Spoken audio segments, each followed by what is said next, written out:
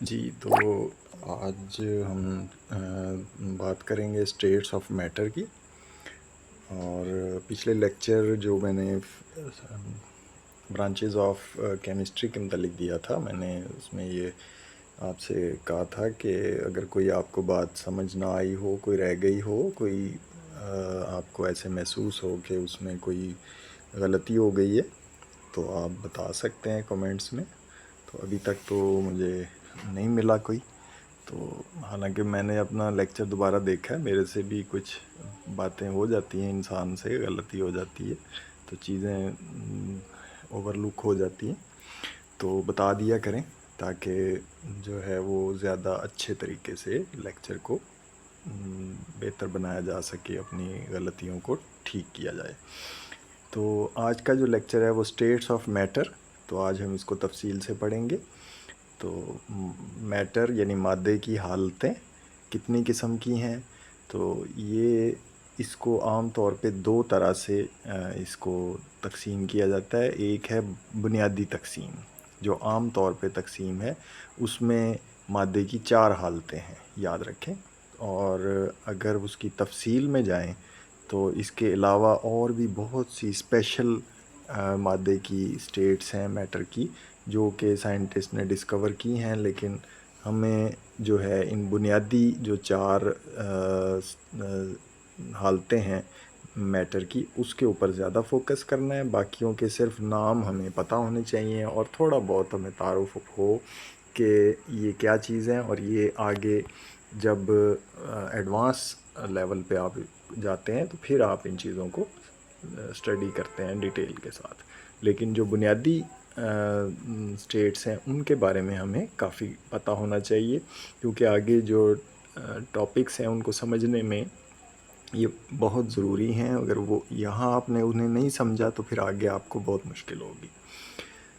तो इसमें पढ़ते हैं हम, this world is made up of matter and energy.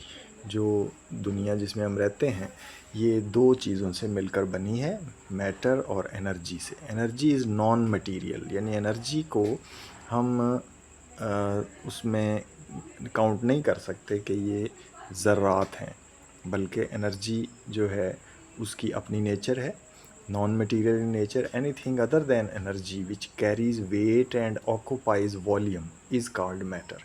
तो ये मैटर की डेफिनेशन है। जिस चीज़ का वेट होगा और वॉल्यूम होगा तो उसे हम मैटर कह सकते हैं।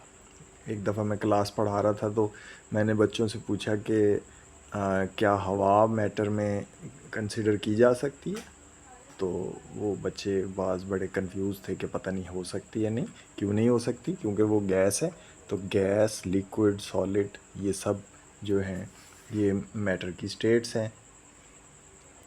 We encounter material things everywhere. हमें अपने इर्द गिर्द मटीरियल यानी मादी अशिया से वास्ता पड़ता है। In all sorts of different and distinct forms, हर एक की अपनी मुख्तलिफ फॉर्म्स हैं, यानी कुछ लिक्विड की फॉर्म में है, कुछ सॉलिड की फॉर्म में है, कुछ गैस की फॉर्म में है। A state of matter is one of the many distinct forms in which matter can exist. तो मैटर की बेशुमार अकसाम, स्टेट्स जो हैं, उसकी हालतें वो डिस्कवर हो चुकी हैं, लेकिन बुनियादी तौर पर वो बता रहे हैं कि we observe 4 states of matter in everyday life. आम जिंदगी में हमें सिर्फ 4 से वास्ता पड़ता है, सॉलिड, लिक्विड, गैस और प्लाज्मा। तो ये चौथी स्टेट है, प्लाज्मा इसे कहते हैं। बायो जब आप पढ़ते हैं तो बायो में प्लाज्मा से कुछ और भी मुराद है, लेकिन फ़िज़िक्स और केमिस्ट्री में प्लाज्मा से मुराद फोर्थ स्टेट ऑफ मैटर है। इसके बारे में भी हम थोड़ी सी बात करेंगे। Apart from these there are more states of matter which we do not see in our everyday life. हमारी आम जिंदगी में और भी बहुत सी स्टेट्स हैं जो हमें आम ज़िंदगी में हमारा उनसे वास्ता नहीं पड़ता लेकिन वो हैं, और साइंटिस्ट ने उनको डिस्कवर किया है और उनकी अपनी प्रॉपर्टीज़ और अपनी कैरेक्टरिस्टिक्स हैं। The 3 states of matter are solid, liquid and gas. तो ये तो आप 5वीं, 6वीं, 7वीं की, 8वीं की क्लास की साइंस से ये चीज़ें पढ़ते आ रहे हैं। They are different from each other due to different strength of intermolecular forces. अब यहाँ पर इस लेवल पे, 9th क्लास के लेवल पे, आपको जो है वो जो ये पॉइंट्स आगे वो समझा रहे हैं, इनको गौर से समझना है और याद करना है कि इन तीनों स्टेट्स का या चारों स्टेट्स का जो डिफरेंस है, जो फ़र्क है, वो बुनियादी तौर पर इंटरमॉलिक्यूलर फोर्सेस के साथ है। इंटरमॉलिक्यूलर फोर्सेस से मुराद क्या है? इंटर का मतलब होता है दरमियान, मॉलिक्यूलर से मुराद है जो मॉलिक्यूल्स के दरमियान हो, या उसके जो पार्टिकल्स हैं उसके अंदर, वो पार्टिकल एटम की शक्ल में भी हो सकते हैं, आयंस की शक्ल में भी हो सकते हैं। वो बहरहाल जो भी जिस फॉर्म में भी उसके यूनिट हैं, उसके अज्जा हैं, उनकी आपस में जो भी कशिश की क़ुव्वत है, एक दूसरे को खींचने की क़ुव्वत है, वो इंटरमॉलिक्यूलर फोर्सेस हम उसे जनरल सेंस में कहेंगे। वरना वैसे इंटरमॉलिक्यूलर का मतलब तो ये बनता है कि मॉलिक्यूल्स के दरमियान जो फोर्सेस होंगी, लेकिन उसकी प्रॉपर्टीज़ के साथ बहुत गहरा ताल्लुक़ है। द अरेंजमेंट ऑफ पार्टिकल्स, और उसकी अरेंजमेंट के साथ भी उनकी स्टेट्स का बहुत गहरा ताल्लुक़ है। उसकी स्टेट्स की प्रॉपर्टीज़, उसके जो पार्टिकल्स हैं उनकी तरतीब यानी स्ट्रक्चर के साथ भी बहुत गहरा ताल्लुक़ है। And the distance between the particle, और उनका आपस में फ़ासला कितना है, ये भी बहुत अहम है।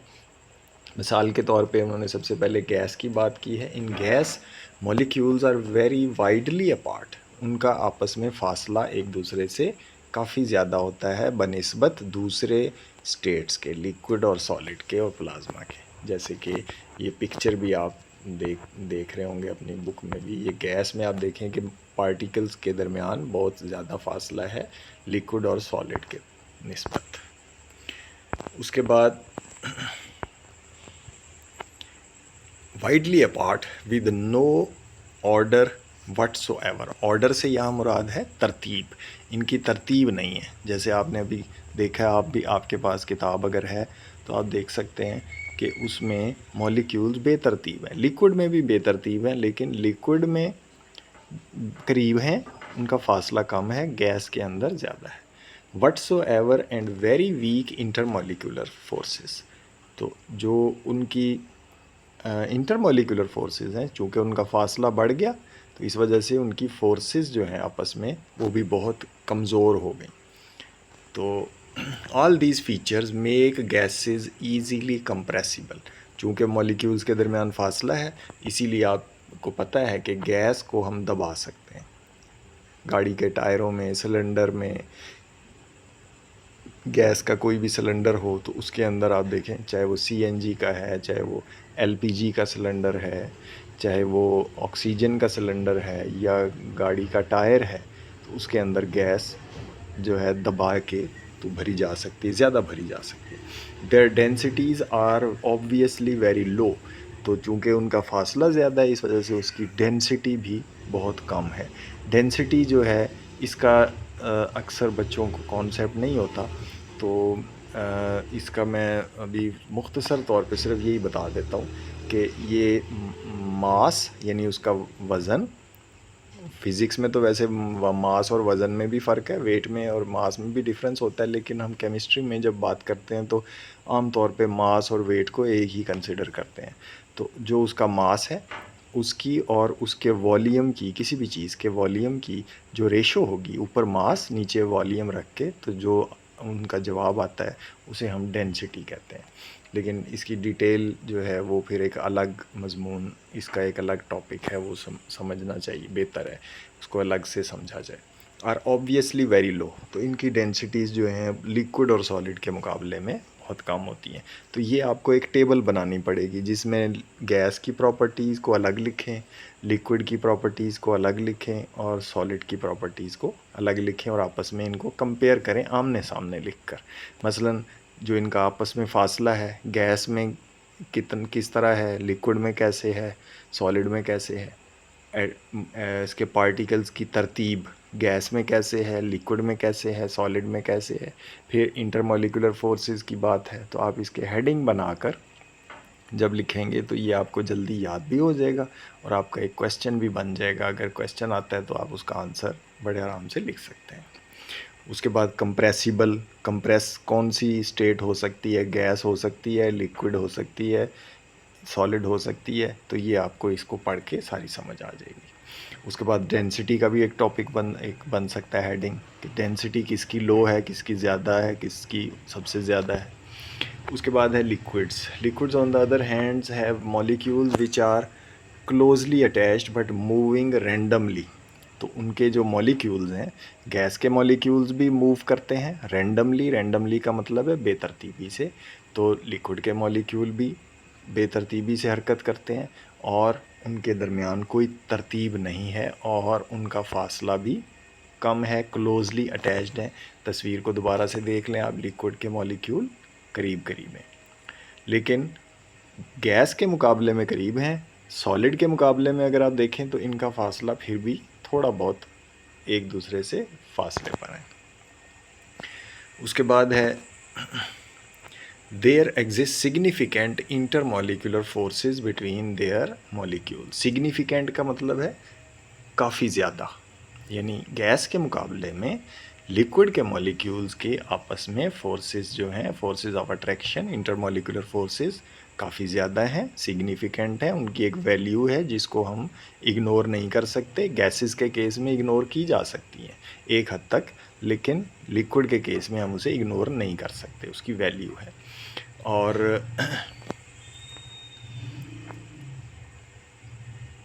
their densities are their densities are higher, their densities have higher values, उनकी डेंसिटीज़ की वैल्यू ज़्यादा है दैन दोज ऑफ गैसेस। ये तो उसकी पिक्चर अगर आपके जहन में है, डायग्राम, तो फिर आप बहुत आसानी से आपको याद भी रहेगा कि जब उनका फासला कम है तो डेंसिटी भी बढ़ जाएगी।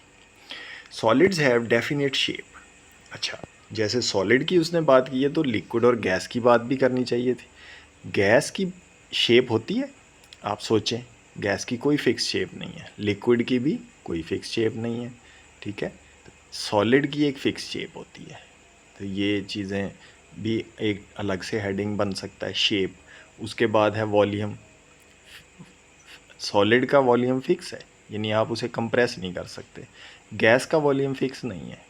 लिक्विड का वॉल्यूम भी फ़िक्स है, लिक्विड को आप कंप्रेस नहीं कर सकते। लिक्विड भी अगर कंप्रेस होगा तो बहुत ही ज़्यादा प्रेशर लगाने से उसके अंदर अगर वॉल्यूम चेंज आएगा तो बहुत कम आएगा, यानी बहुत ना होने के बराबर, उसे हम ज़ीरो के करीब ही कह सकते हैं। जैसे सॉलिड पर प्रेशर लगाएं तो उसका वॉल्यूम चेंज नहीं हो सकता, इसी तरह से लिक्विड भी जो है वो बहुत, अगर बहुत ज़्यादा प्रेशर लगाएंगे तो बहुत हल्का सा, मामूली सा उसके वॉल्यूम में चेंज आएगा।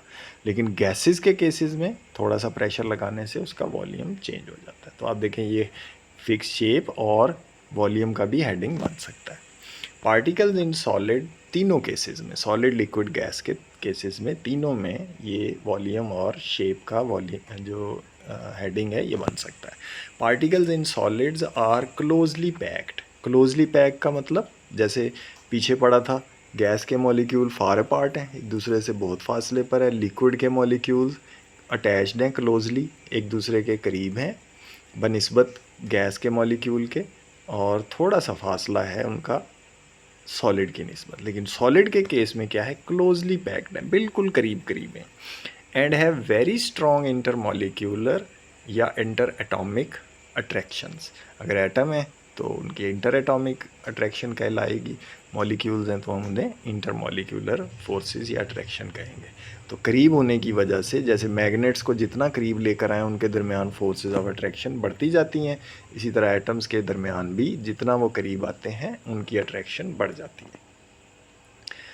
The particles in solid remain fixed at there positions. जैसे पीछे हमने गैस और लिक्विड में पढ़ा था कि उनके मॉलिक्यूल्स मूव करते रहते हैं रेंडमली एक जगह से दूसरी जगह। तो सॉलिड के जो पार्टिकल्स हैं वो एक जगह से दूसरी जगह मूव नहीं करते, बल्कि अपनी ही जगह पर मूव करते हैं, जिसको हम ऑसिलेशन कहेंगे, वाइब्रेशन भी कह सकते हैं। Particles remain fixed at their position, वो अपनी जगह नहीं छोड़ते।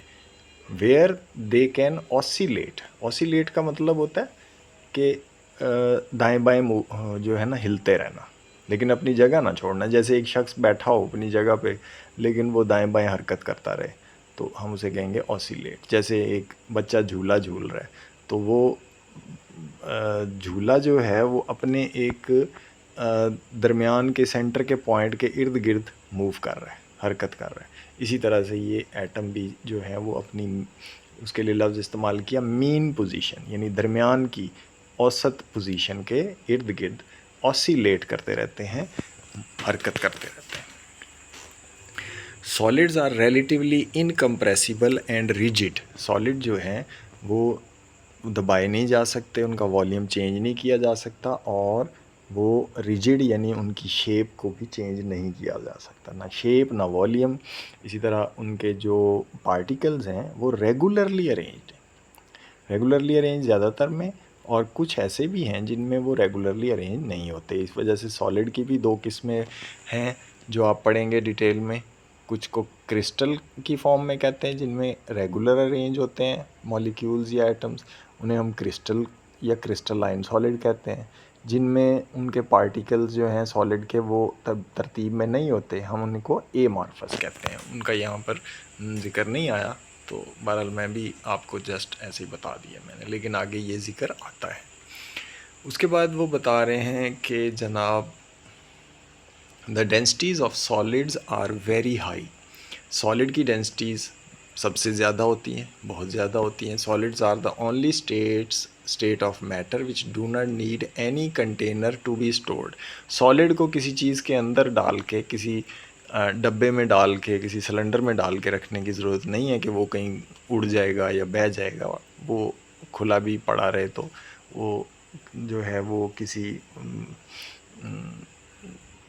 आप बोरी में डाल के भी रख दें तो वो कहीं उसका ख़तरा नहीं होता। लेकिन जो लिक्विड है और गैस है उसको किसी कंटेनर में डाल के किसी बोतल में रखना पड़ता है या डब्बे में। In crystalline solids particles are perfectly arrange. ये आ गई बात क्रिस्टल की।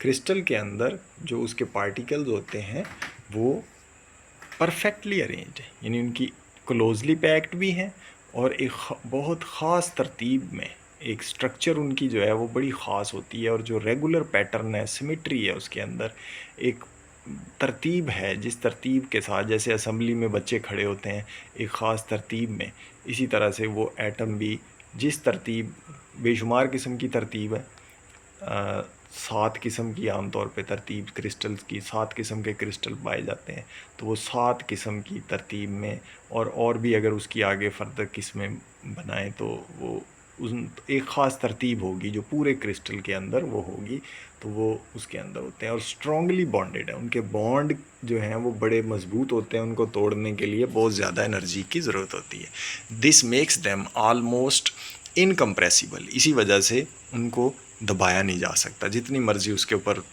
फोर्स लगा लें वो टूट जाएंगे, लेकिन वो उसका वॉल्यूम चेंज नहीं होगा। They are most dense substances. उनकी डेंसिटी यानी वो सबसे ज़्यादा उनका मास पर यूनिट वॉल्यूम होगा। Plasma is not so generally seen form of matter. Plasma next आ जाता है 4th नंबर पे। प्लाज्मा जो 4th स्टेट ऑफ मैटर है ये आम तौर पे हमें नज़र नहीं आता, लेकिन कहाँ कहाँ नज़र आता है ये मैं अगला सेंटेंस पहले पढ़ देता हूँ। It exist in fluorescent tubes. जो हमारी ट्यूब लाइट्स हैं, एनर्जी सेवर्स हैं, एलईडी बल्ब की बात नहीं मैं कर रहा, जो एनर्जी सेवर पहले हुआ करते थे, और इसी तरह से ट्यूब लाइट्स आजकल हैं। और मेरा ख़्याल ये है, हो सकता है मैं गलत हूँ, लेकिन ये चेक करने वाली बात है कि जो फायर है ये भी इसके अंदर भी प्लाज्मा मौजूद होता है। उसकी वजह भी मैं आपको बताऊंगा। लाइटनिंग जो आसमान पे बिजली चमकती है, इसी तरह से वेल्डिंग आर्क। वेल्डिंग आर्क आपको पता है कि वो भी शोला ही होता है, तो बाज़ जो है वो फायर से चलती हैं वेल्डिंग आर्क, और इसी तरह से बाज़ इलेक्ट्रिसिटी से उससे बनती हैं, तो हाई वोल्टेज के ज़रिए, तो उनके अंदर भी प्लाज्मा बनता है। अब मैं दूसरे सेंटेंस जो छोड़ दिया था उसकी तरफ आता हूँ। It is composed of particles with very high kinetic energy. Plasma जो है, याद रखें, ये बनता कैसे है। प्लाज्मा और दूसरी स्टेट्स में डिफरेंस ये है कि दूसरे जो सॉलिड लिक्विड गैस है उसके अंदर जो एटम्स या मॉलिक्यूल्स पाए जाते हैं वो न्यूट्रल होते हैं, यानी उनके ऊपर कोई चार्ज नहीं होता। प्लाज्मा में ये होता है कि जो एटम के अंदर इलेक्ट्रॉन पाए जाते हैं वो अलग हो जाते हैं, एक या दो इलेक्ट्रॉन उसमें से निकल के वो उसी प्लाज्मा के अंदर फिर रहे हैं, और जो एटम बच गया उसके ऊपर पॉजिटिव चार्ज आ गया वो भी उसके अंदर है। यानी उस प्लाज्मा के अंदर पॉजिटिव और नेगेटिव चार्जेस अलग अलग होते हैं, लेकिन एज ए होल पूरे का पूरा जो प्लाज्मा है वो न्यूट्रल होगा। उसके ऊपर यानी प्लस और माइनस को जमा करें तो जवाब सिफर आएगा, बराबर होंगे, न्यूट्रल होगा वो। तो ये फ़र्क है कि उसमें आयन्स होते हैं प्लाज्मा में, और दूसरे सॉलिड लिक्विड गैस के अंदर एटम्स या मॉलिक्यूल्स होते हैं जो न्यूट्रल होते हैं। Plasma can be considered as partially ionised gas containing electrons, ions और फोटॉन्स। फोटॉन क्या चीज़ है? फोटॉन रेडिएशन को कहते हैं जो किसी न्यूक्लियर रिएक्शन या केमिकल रिएक्शन के नतीजे में निकलती है। आयन के बनने में या आयन के टूटने में के दौरान, या किसी एटम के टूटने या एटम के बनने के दौरान अगर कोई रेडिएशन जो है वो रिलीज़ हुई है तो वो उसे हम, या रोशनी है, रोशनी की लकीर भी, ये भी फोटॉन कहलाती है। तो प्लाज्मा के अंदर भी फोटॉन्स होंगे। तो ये इलेक्ट्रॉन, आयन्स और फोटॉन्स का मजमूआ है जिसे हम प्लाज्मा कहते हैं। और ये प्लाज्मा जो है ये कायनात में जो हमारे सितारे हैं, इसी तरह से गैसेस हैं जो खला में मौजूद हैं वहाँ पर भी होगा। इसी तरह से कुतुब शुमाली, नॉर्थ पोल और साउथ पोल पर आसमान में अरोरा बनते हैं। तो ये आप नेट पे जाके अरोराज को भी देख सकते हैं, इसकी बड़ी खूबसूरत कलर्ड पिक्चर्स होती हैं। तो वो क्या होता है कि वो आसमान से जो कॉस्मिक रेज़, जो आसमानी बड़ी शुआएँ गुज़र रही हैं ज़मीन के किनारों से, कुतुब शुमाली और कुतुब जनूबी के ऊपर से जब वो गुज़रती हैं तो वहाँ पर जो हवा के मॉलिक्यूल्स हैं उनसे टकराती हैं, तो उसके नतीजे में वो उनके अंदर से वही फोटॉन्स निकलते हैं और बड़ी मुख्तलिफ़ कलर्स के। तो वो आसमान जो है वो पूरे का पूरा वो रंगों से भर जाता है। तो वो एक बड़ा नज़ारा है देखने का। तो इसको हम तो इंटरनेट पे ही देख सकते हैं, गूगल के ज़रिए, इमेजेस के ज़रिए। तो वो ज़रूर देखें, आपको पता होना चाहिए कि ये भी एक फिनोमिना है। तो वो भी जो शक्ल बनती है वो भी प्लाज्मा की शक्ल है। Matter also exist in intermediate states. Intermediate का मतलब होता है दरमियान। तो मैटर जो है वो कुछ दरमियानी स्टेट्स में भी एग्जिस्ट करता है, यानी उनकी भी अलग से स्टेट्स साइंटिस्ट ने बना ली हैं। तो इनका सिर्फ हमें नाम का पता होना चाहिए और ये पता होना चाहिए कि ये बनता कैसे है। जितना उन्होंने बताया है बुक वालों ने, चूँकि हमारा लेवल इतना नहीं है कि हम इनको इतनी डिटेल में पढ़ें, तो जितना बुक ने बताया है हम उसको ही समझें ताकि हमें वो तो कम से कम पता हो। इंटरमीडिएट स्टेट्स है कि किसके दरमियान? लिक्विड मीट्स गैस, यानी ये जो स्टेट होगी फिज़िकल स्टेट, ये लिक्विड और गैस के दरमियान होगी। कैसे होगी? एंड लिक्विड मीट्स सॉलिड, या लिक्विड और सॉलिड के दरमियान होगी। For example super critical fluid. Super critical fluid ऐसा फ्लूइड कहलाता है जो कि किसी गैस को आप इतना दबाएं और उसको हीट भी साथ करें तो वो रहेगा तो गैस की फॉर्म में, लेकिन वो प्रेशर के वजह से, ज़्यादा प्रेशर की वजह से वो लिक्विड में भी चेंज हो जाएगा। तो वो ना लिक्विड उसे कह सकते हैं ना गैस कह सकते हैं। तो वो कभी वो लिक्विड की फॉर्म में बिहेव करेगा, उसकी प्रॉपर्टीज़, और गैस की प्रॉपर्टीज़ भी उसके अंदर शो होंगी। क्योंकि वो बहुत हाई टेम्परेचर और हाई प्रेशर के ऊपर उसकी प्रॉपर्टीज़ को स्टडी कर रहे हैं, तो उसको उस हालत में सुपर क्रिटिकल फ्लूइड का नाम दिया गया। इसी तरह लिक्विड क्रिस्टल है, इसकी अपनी प्रॉपर्टीज़ हैं, इसके बारे में थोड़ा सा मैं आपको आइडिया दे दूंगा। ग्राफीन है, इसकी मैं आपको स्ट्रक्चर भी दिखाना चाहूँगा। तो ये पहले सुपर क्रिटिकल फ्लूइड को देख लें। वो कहता है super critical fluids are highly compressed states, यानी उसको काफ़ी ज़्यादा प्रेशर उस गैस के ऊपर लगाया गया है, which show both properties of gases and liquids, chemical reactions which may not be carried out in conventional solvents. Solvent किसको कहते हैं? सॉल्वेंट और सल्यूट आपने छोटी क्लासेस 7-8 में पढ़ा होगा कि जिस चीज़ के अंदर कोई चीज़ हल करते हैं तो जाहिर है कि वो जिस चीज़ में हल करते हैं वो ज़्यादा मिकदार में, मसलन पानी है, उसमें आपने चीनी हल की या नमक हल किया तो पानी जो है वो सॉल्वेंट होगा, और उसमें जो नमक आपने थोड़ी मिकदार में हल किया है वो सॉल्यूट होगा। तो रिएक्शन जो है हमेशा किसी सॉल्वेंट के अंदर होते हैं, ज़्यादातर होते हैं, सारे तो नहीं कह सकते, उसके बगैर भी हो जाते हैं, लेकिन ज़्यादातर किसी सॉल्वेंट में होते हैं। वो कोई लिक्विड भी हो सकता है, कोई गैस भी हो सकती है। तो वो ये बता रहे हैं कन्वेंशनल का मतलब है रिवायती, मसलन रिवायती एक सॉल्वेंट जो है वो पानी है, ज़्यादातर रिएक्शन पानी के अंदर करवाए जाते हैं सॉल्यूशंस बना के। तो वो ये बता रहे हैं कि बाज़ ऐसे रिएक्शन हैं स्पेशल किस्म के जो इस तरह के रिवायती जो सॉल्वेंट्स हैं, मसलन अल्कोहल है, पानी है, इसी तरह से स्पिरिट है, स्पिरिट तो उसी को कहते हैं अल्कोहल को, और इसी तरह से और मसलन एसीटोन है और सॉल्वेंट्स हैं, कार्बन टेट्राक्लोराइड, क्लोरोफॉर्म, इनके अंदर नहीं अगर हो सकते तो फिर उनको be carried out in super critical carbon dioxide. Carbon dioxide एक गैस है, तो इसके ऊपर बहुत ज़्यादा प्रेशर और टेम्परेचर भी उसको जब देते हैं तो ये सुपर क्रिटिकल फ्लूइड में चेंज हो जाती है, तो ये एक सॉल्वेंट बन जाता है। सॉल्वेंट यानी वो लिक्विड की प्रॉपर्टी भी शो करता है सॉल्वेंट की, तो इसके अंदर भी केमिकल रिएक्शन करवाए जा सकते हैं। उसके बाद है वो मैं आखिर में आपको बताऊंगा इसका लिक्विड क्रिस्टल और ग्राफीन के बारे में। इसको ख़त्म कर लेते हैं, उसके बाद फिर आखिर में मैं इसके बारे में, चलें लिक्विड क्रिस्टल को ख़ुद भी बता रहा है वो। Liquid crystal is a state of matter whose properties are between those of conventional liquids. Conventional का मतलब है रिवायती, यानी जो लिक्विड हम आम जिंदगी में देखते हैं, तो ये लिक्विड क्रिस्टल उनके और दोज ऑफ क्रिस्टलाइन सॉलिड उनके दरमियान इसकी प्रॉपर्टीज़ होती हैं। किस तरह होती हैं? जो कन्वेंशनल लिक्विड है, आपने अभी ऊपर पढ़ा है कि लिक्विड के जो मॉलिक्यूल्स हैं वो बेतरतीब होते हैं, उनके अंदर कोई ऑर्डर नहीं है। लेकिन सॉलिड के मॉलिक्यूल, और ख़ास तौर पे वो सॉलिड जो क्रिस्टलाइन सॉलिड है, तो उनके तो मॉलिक्यूल जो हैं या एटम वो एक तरतीब में होते हैं। तो ये वो बता रहे हैं कि उनके दरमियान है उनकी प्रॉपर्टीज़ वो किस तरह है। लिक्विड क्रिस्टल्स आर यूज्ड, अच्छा ये तो यूज़ बता रहे हैं, वो फ़र्क मैं बताना चाह रहा था कि दरमियान में किस तरह है।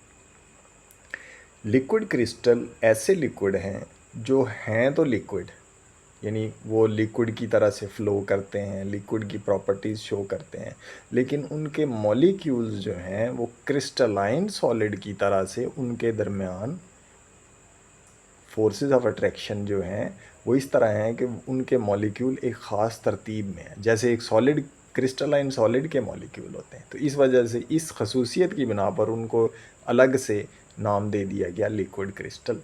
और ये इसका हमारी आम ज़िंदगी में कहाँ पर यूज़ है वो बता रहे हैं। It is are used in display devices including computer monitors, ये जो टेलीविज़न एलसीडी जिसे हम कहते हैं, मोबाइल में भी कहते थे, पहले आती थी एलसीडी आती थी तो हम कहते थे एलसीडी, आजकल भी एलसीडी एलईडी आ गई हैं, लेकिन वो एलईडी उसकी एडवांस शक्ल है, लेकिन वो उसमें और टेक्नोलॉजी है। लेकिन एलसीडी जो है ये पुरानी अभी भी कई घरों में है। तो उसके अंदर अगर आप उस एलसीडी को, अगर आपके घर में भी मॉनिटर या एलसीडी मौजूद है, तो आप उसकी स्क्रीन को हल्का सा उंगली से टच करके देखें तो आप देखेंगे कि वो आपको महसूस होगा कि वो शीशा नहीं है, बल्कि वो एक प्लास्टिक की शीट है, और उसके पीछे आपको महसूस होगा कि कोई लिक्विड भरा हुआ है। तो वो लिक्विड जो है वो असल में लिक्विड क्रिस्टल है।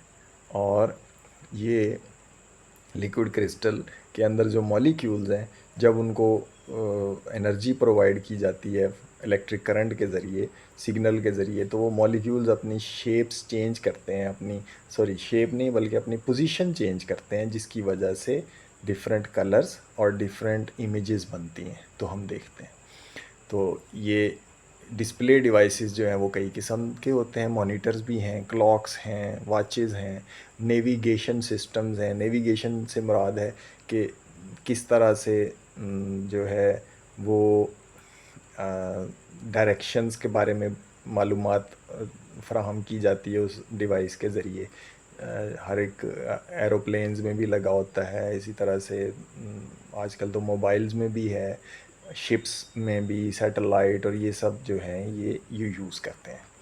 उसके बाद आ गया graphene is an example of two dimensional crystal. ये मैं तस्वीर की मदद से आपको एक्सप्लेन करना चाहूँगा, और इसको पढ़ लेते हैं पहले, उसके बाद मैं आपको इसको तस्वीर से एक्सप्लेन कर देता हूँ। Graphene is an example of two dimensional crystal. Two dimension क्या चीज़ है, पहले ये हमें पता होना चाहिए। हम जिस दुनिया में रह रहे हैं ये थ्री डायमेंशनल है। यानी कोई भी चीज़, आप कोई अपने सामने कोई किताब को देखें, इसकी एक लेंथ है, एक विड्थ है और एक उसकी हाइट है, यानी तीन तरफें हैं उसकी। लेकिन जो पेज के ऊपर कोई चीज़ लिखी हुई है, कोई दीवार के ऊपर, तो वहाँ पर आपको सिर्फ एक्स एक्सिस और वाई एक्सिस नज़र आएगा। यानी आप ऊपर नीचे उस कागज़ के ऊपर या दीवार के ऊपर आप लकीर लगा सकते हैं या दाएं बाएं लगा सकते हैं, आप उसके आर पार नहीं जा सकते, क्योंकि कागज़ में सिर्फ दो ही जिहतें डायमेंशन कहते हैं जिहत को। लेकिन जो जिस दुनिया में हम रहते हैं उसके अंदर तीन किस्म की जिहतें हैं, यानी ऊपर नीचे, दाएं बाएं और आगे पीछे।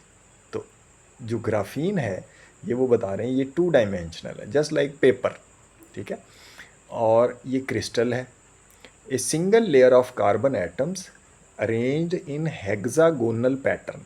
ये वर्ड्स आपने इनको समझना है और इनके मीनिंग भी लिखने हैं कि ये हेक्सागोनल का मतलब क्या है।